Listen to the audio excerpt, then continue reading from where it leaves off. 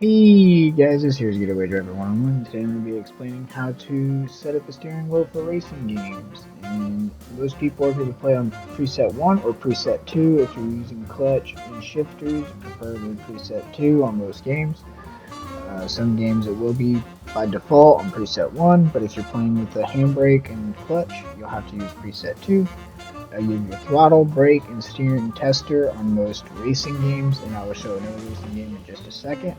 But you should be able to take your brake pedal, steering wheel, and turn them even while you're in the settings.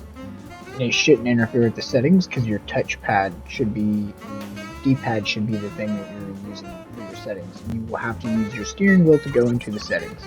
Next game will be that you can go in to this game here, and you can do the same thing for it. Let's say you're driving around and you're testing your steering wheel before you change your settings.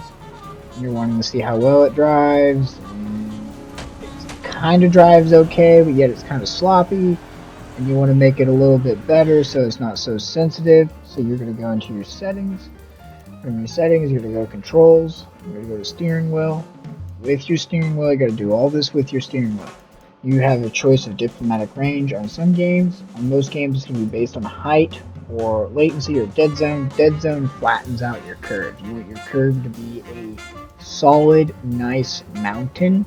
You don't want it to make it too small, because if you make it too small, that's your percentage ratio from when you're hitting your gas or your brake.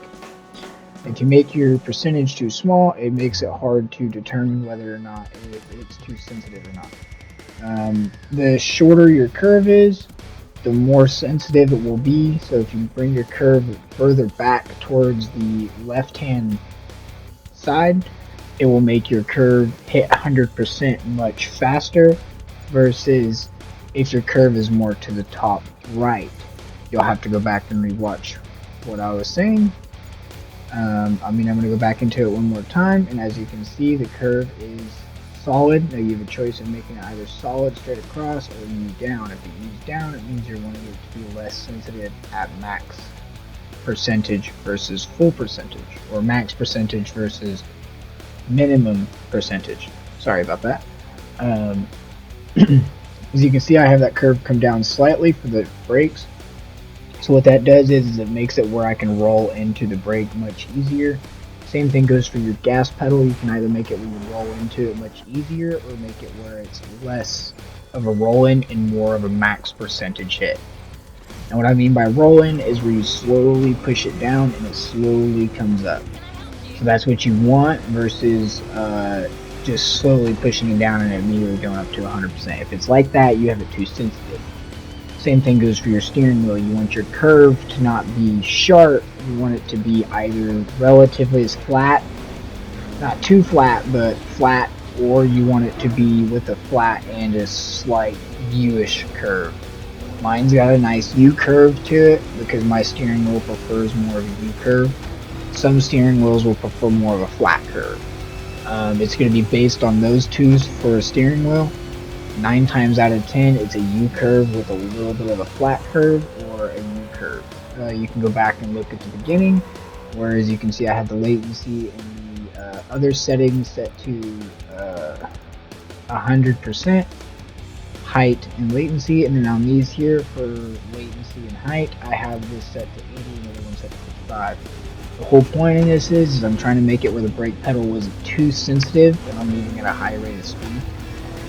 Because the problem is, if you bring that percentage level back to 50-50, you're making your brake pedal or gas pedal more sensitive, versus them being more at 100%. So what that means is you're shortening your maximum duration that it takes to hit 100%.